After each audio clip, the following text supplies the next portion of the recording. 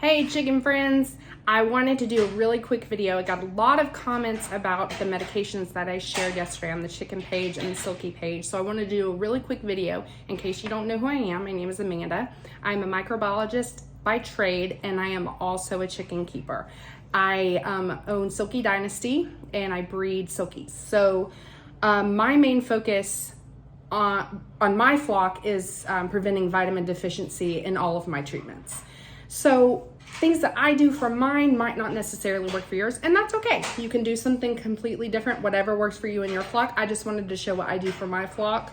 I'm gonna try and do this as quickly as possible because sometimes I do get a little long-winded. So I'm gonna try and do this as quickly as possible. The first thing I'm gonna talk about is mites and lice. One time I got mites and one time I got lice. Lice was a lot easier to handle than the mites. The mites were a nightmare. And guys, just because you get mites or lice does not mean you're a bad chicken keeper. It happens. I'm mite free now because I use a permethrin dip regularly. And I get this at Tractor Supply, and I believe I do 8 ounces, 8 fluid ounces, and it marks these out in 2 ounces.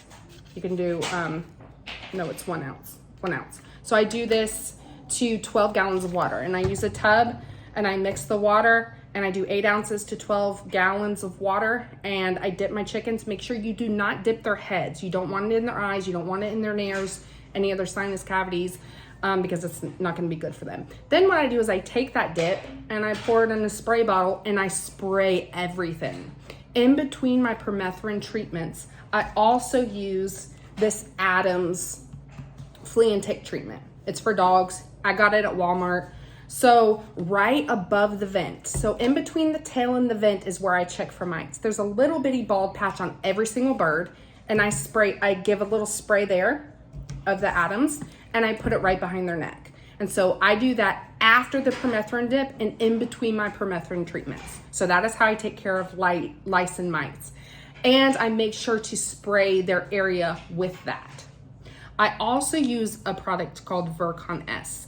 When I sanitize in between babies or anything like that. I love that stuff. I don't know where I got mine. I think I got mine from Amazon. It comes in little tablets, and I don't know the exact dilution. I think it's a couple cups per tablet. I'll get back to you on that. I'm not going to go into specific detail on all of these. I'm just going to do a roundabout how to do these and which ones I use. And then on my YouTube channel, I'm going to do a little bit. But I'm not promoting my YouTube channel, so I'm not going to be talking about that in this video. Also, with silkies, you have a lot of vitamin deficiencies if you're not treating them properly. Some people do not use medicated feed. I personally do use medicated feed on all of my silkies because, in my opinion, better safe than sorry. I want them to be able to build up resistance with the antibiotics naturally, and I think they need a little help when they're babies. So I keep mine on medicated chick crumble and medicated feed until they're grown. Now with coccidia, it is not a bacteria, it is a parasite. And coccidia, I can usually see it in my microscope, but you don't have a microscope. So when I'm looking at coccidia, a lot of people say you have to wait until you get bloody poop. Do not wait until you get bloody poop. Once you do this for a long enough time, you'll know when your babies have coccidia. And if you don't treat them quickly enough, they're gonna die really quickly. So you need to get on the ball with it. Most of the time, my first telltale signs are going to be a little bit of lethargy, and sometimes they'll tuck, and I call it they're getting puffy. So they kind of tuck their head back and they just look a little puffier. So whenever I have a puffy chick, I go ahead and treat. Now I do not treat with Corid. The reason I do not treat with Corid is because it uses improlium. Improlium, it binds to the receptors in the bird that the vitamins and minerals are supposed to bind to, and the thiamine blockers, blah, blah, blah. So it does not work the same as what I use Indicox. But if you are going to use Corid is a safe treatment, and I don't believe there's an egg withdrawal with Corid. But I personally do not eat my silky eggs, and I do not eat my silkies. So if you use indicox, you cannot eat your birds.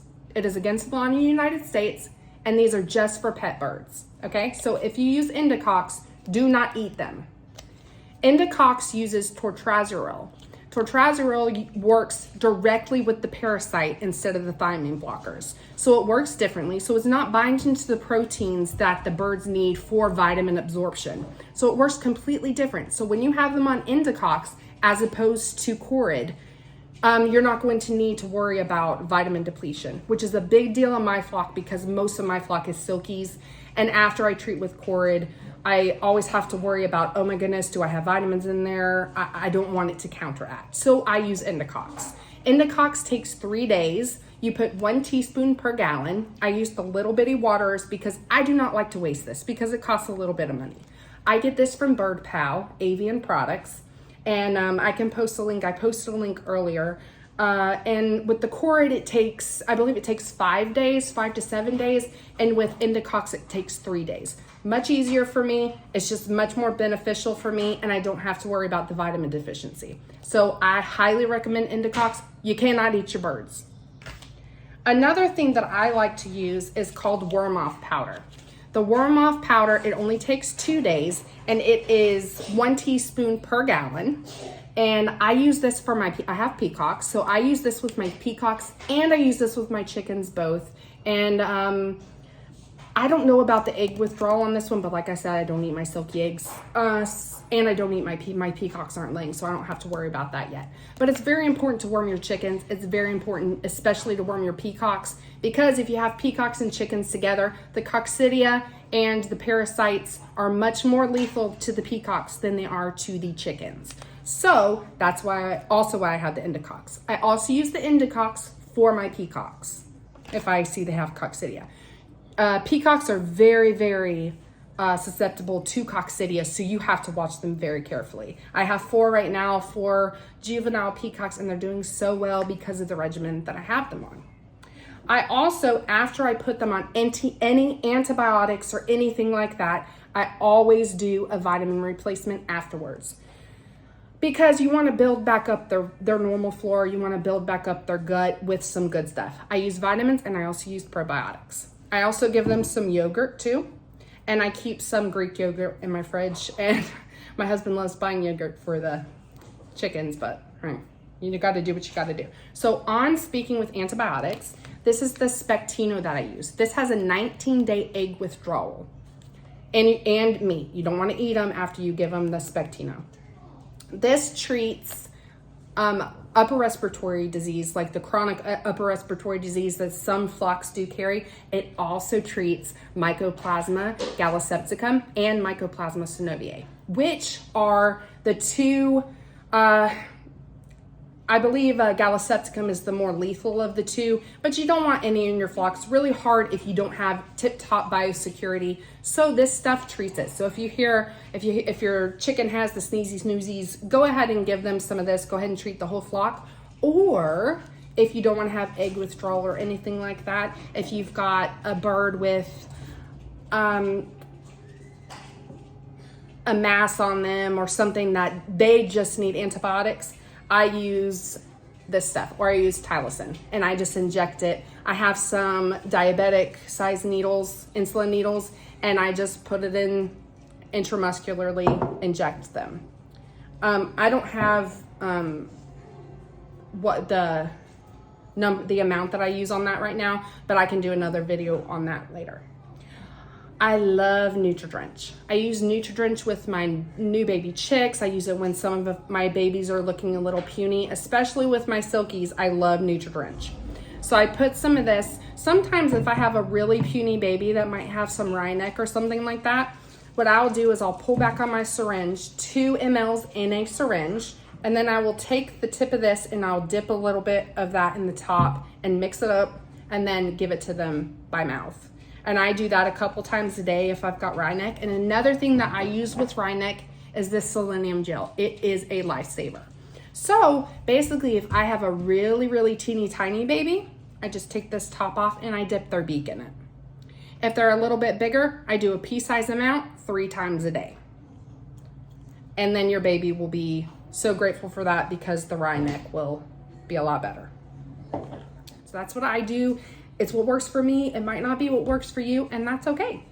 You can have a different opinion, that's fine, but make sure when you use any of these products that you do not eat the birds. It is not for human consumption, and you cannot do it legally in the United States. So, if you are worried about that kind of thing, go ahead and use Corid. It still works, it's just not my cup of tea. I do have Corid just in case, because you never know when you're gonna need it, but it's not my favorite.